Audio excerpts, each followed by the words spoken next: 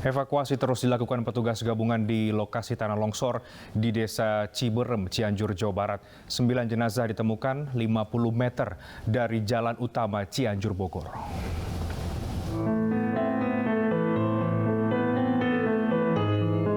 Petugas gabungan menemukan 9 jenazah yang tertimbun longsor di Desa Ciberem, Cianjur, Jawa Barat, Jumat siang.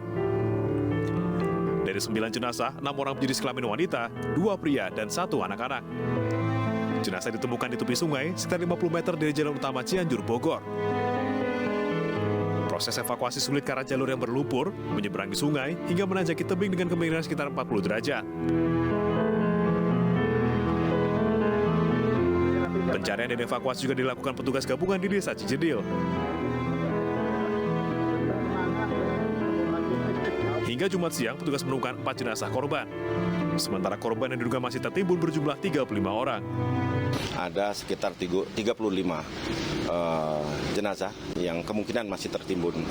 Alhamdulillah hari ini kita sudah berusaha mencari dari teman-teman kita tadi, dari jajaran TNI Angkatan Laut, kemudian juga dari teman-teman Basarnas, TNI lainnya berusaha untuk mencari. Ini barusan kita hentikan karena hujan, di mana hari ini kita sudah berhasil 4 jenazah. Ya, terakhir tadi sebelum sholat Jumat ada 1 jenazah perempuan.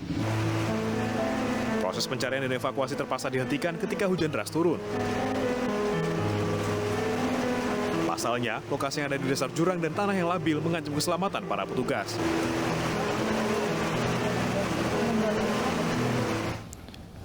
Tim SAR gabungan kembali menemukan 17 jenazah korban gempa Cianjur hingga Jumat sore. Dengan demikian, jumlah korban meninggal dunia menjadi total 310 orang. Tim SAR gabungan per hari ini mendapatkan jenazah sebanyak 17 orang, gitu ya. Sehingga yang jumlah meninggal sampai saat ini menjadi 310 orang. Dan yang masih belum diketemukan adalah 24 orang. Nah, 24 orang ini masih dicari terus, tetapi 24 orang ini sudah jelas identitasnya. Sehingga nanti kalau ditemukan tinggal dikurangi jumlah yang hilang. Jadi yang sudah berhasil disurvei di seluruh Kabupaten Cianjur ini sudah berhasil menemukan ada 110 titik tempat pengungsian.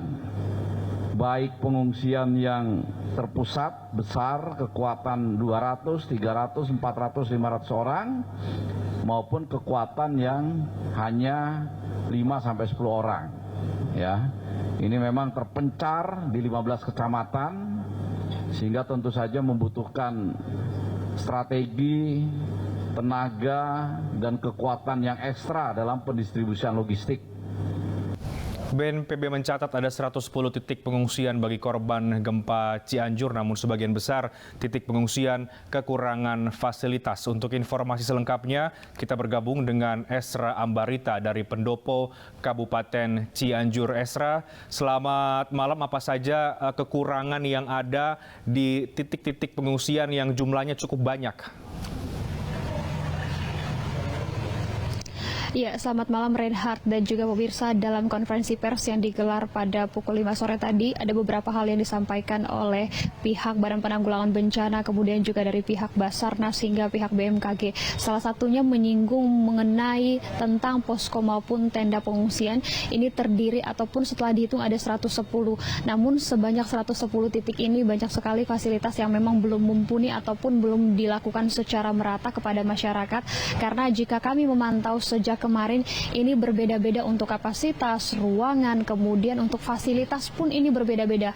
Ada yang terbilang lengkap, bahkan ada pula yang tidak layak untuk ditempati.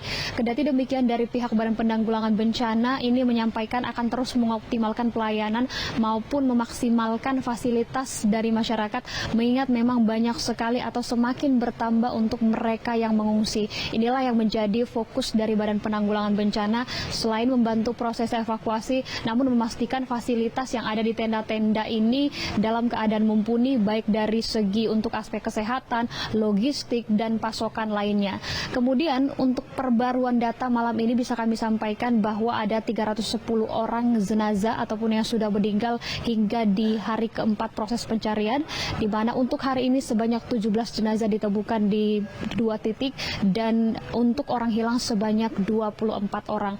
Kemudian tadi dari pihak Basarnas sempat menyampaikan terkait kendala untuk menemukan maupun mengevakuasi jenazah adalah perihal ataupun terkait dari cuaca yang memang sedang musim penghujan, kemudian masyarakat luar yang kerap kali datang untuk mengantre hingga ini mengganggu dari pihak tim Basarnas untuk mengevakuasi.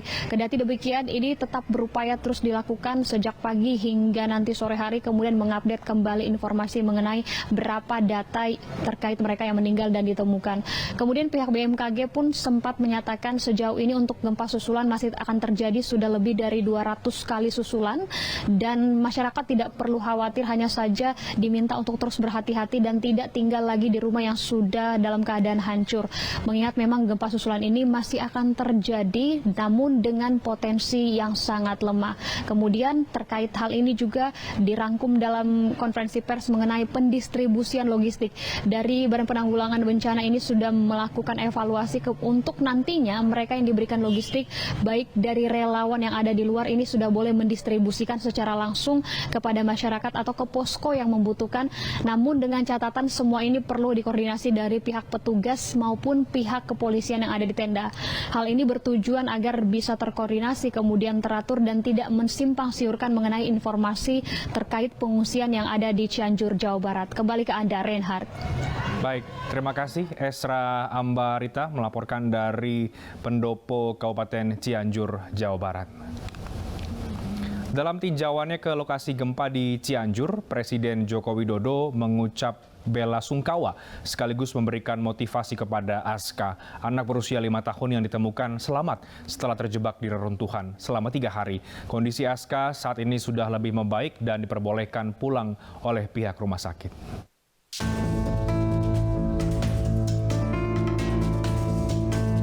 Presiden Joko Widodo menyambangi satu persatu pasien yang masih dirawat di RSUD Sayang, Cianjur, Jawa Barat. Termasuk salah satunya Aska, anak berusia 5 tahun yang ditemukan selamat setelah terjebak di reruntuhan selama 3 hari pasca gempa yang melanda kawasan Cianjur. Jokowi menyampaikan bela sungkawa atas meninggalnya ibu dan nenek dari Aska dalam peristiwa gempa tersebut. Selain itu, Jokowi juga memberikan motivasi dan mendoakan Aska agar segera pulih. Pertama itu menyampaikan bela sungkawa atas meninggalnya dari ini mamahnya sama neneknya. Terus memberikan motivasi ke Aska gitu. Bentuk motivasinya harus semangat gitu, mudah-mudahan cepat sembuh gitu. Sehingga tadi sempat naik dari bubur itu sama kita dinaikkan ke nasi tim, kemudian minumnya juga cukup baik.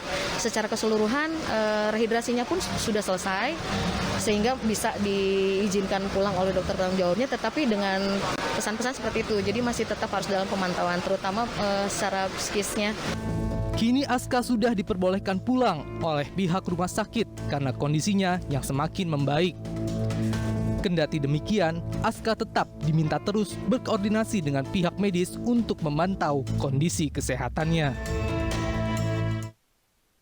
Kementerian Sosial Republik Indonesia menggelontorkan dana sebesar 20 miliar rupiah untuk membantu para korban bencana gempa bumi Cianjur untuk memenuhi kebutuhan logistik makanan yang mencapai 27.890 porsi per hari.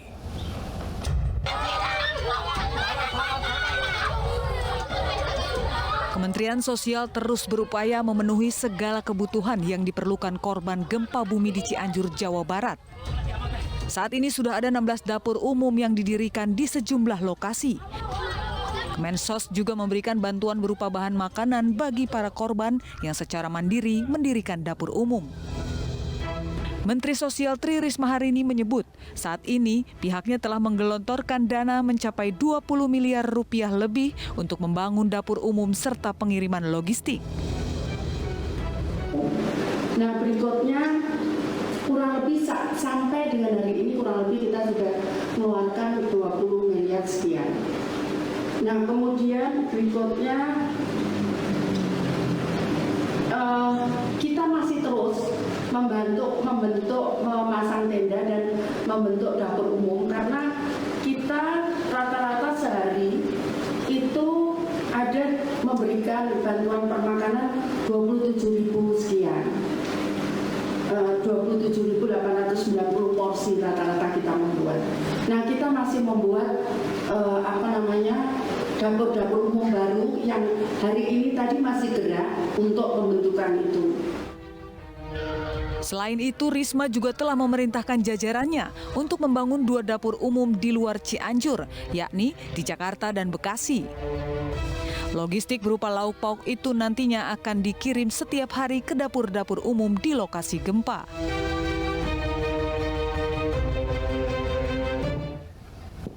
Hari kelima pasca gempa, sejumlah pengungsi lansia mengalami sejumlah masalah kesehatan. Sementara itu, ratusan pengungsi usia anak-anak masih membutuhkan bantuan.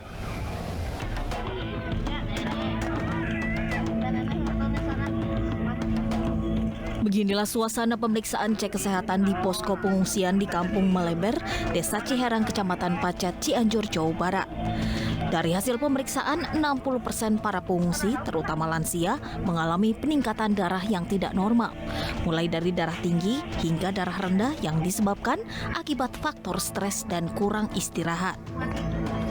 Sementara itu di salah satu pengungsian di Kampung Bojong, Desa Bunisari, Warung Kondang, Kabupaten Cianjur, sejak hari pertama gempa bumi terjadi sebanyak 60 kepala keluarga yang terdiri dari 300 jiwa yang mayoritas lansia dan anak-anak terpaksa menempati tenda darurat yang dibangun secara swadaya di tengah sawah.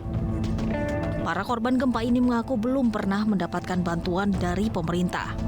Padahal mereka sangat membutuhkan perlengkapan anak-anak serta obat-obatan. Lokasi yang jauh dari jalan utama membuat ratusan jiwa ini tidak terpantau oleh pemerintah. Takut keruntuhan tembok gitu.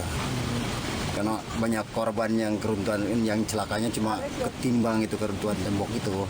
Tembok rumah, genteng kan.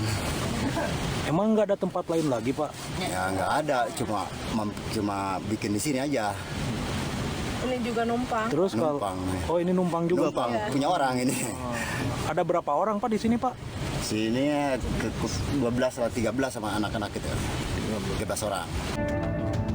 Selain lansia, salah satu posko pengungsian di Kampung Maleber, Desa Ciherang, Kecamatan Pacet, Cianjur, Jawa Barat, hampir dipenuhi oleh anak-anak. Posko pengungsian ini diisi oleh 735 jiwa, diantaranya merupakan balita, anak-anak, dewasa, hingga lansia. Ratusan anak-anak dan balita berada di tenda darurat ini. Meskipun bantuan sudah banyak berdatangan, namun pengungsi masih mengeluhkan kurangnya perlengkapan balita dan anak-anak.